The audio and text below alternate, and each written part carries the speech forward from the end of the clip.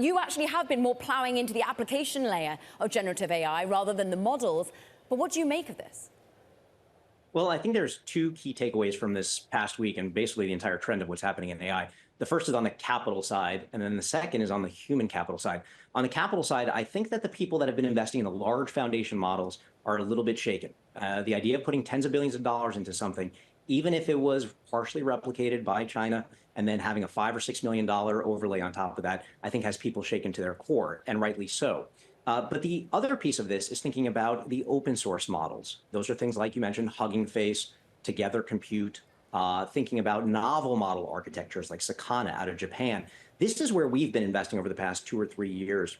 And then also thinking about the next wave, which is going to be really in AI for the three-dimensional physical world, biology and robotics. And there, I think you're going to see a lot of great new companies, physical intelligence, evolutionary scale.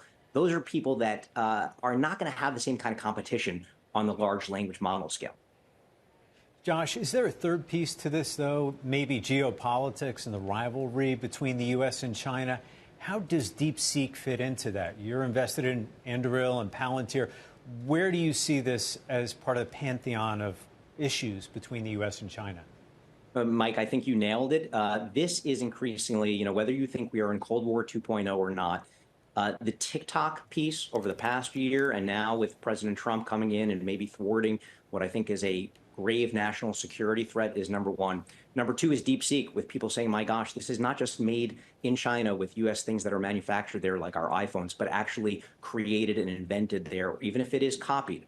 I think the bigger thing is this human capital. We are at war for talent. We need a brain drain coming here. And let me give you 3 stats that shocked me to my core, and if viewers are listening. 50% of undergraduates in AI around the world are coming from China. They are producing 50% of the undergraduate researchers in AI. Number 2, 38% of American researchers are from China. 37% are Native American. So think about that. We're outnumbered in our own country. Now, we want to get those people here and keep them here. But if they're going back to Chinese companies, it's a really bad thing.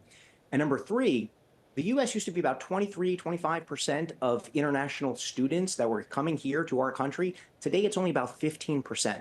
So it underscores the need that we are in competition, not just for the hardware and the physical capital, not just for the financial capital, but for the human capital. And we need to do something. I think this is a real big wake-up call.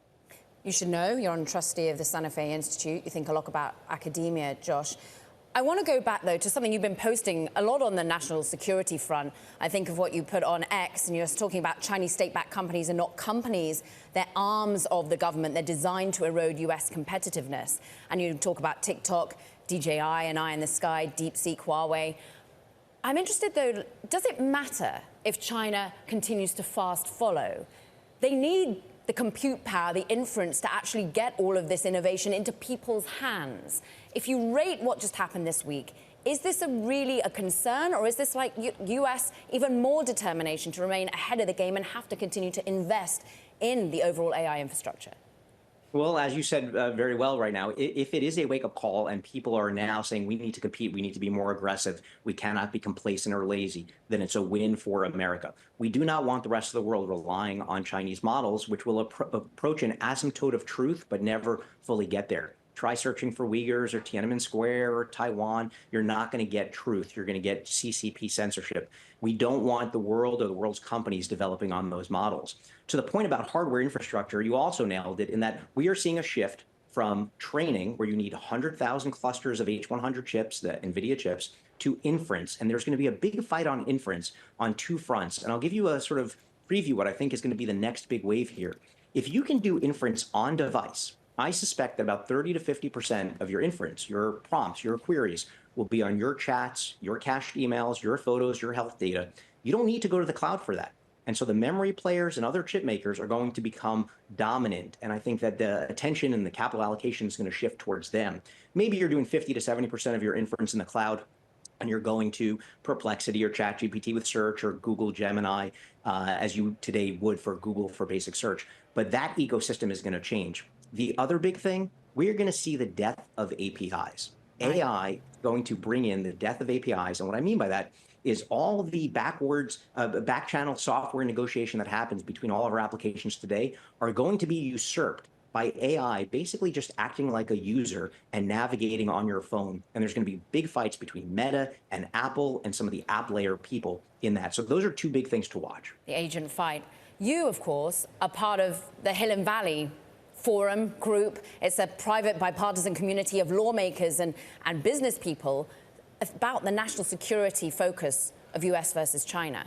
And yes. I just want to take your thought on whether the administration, current one, gets this, because we've got Jensen Huang meeting Trump today.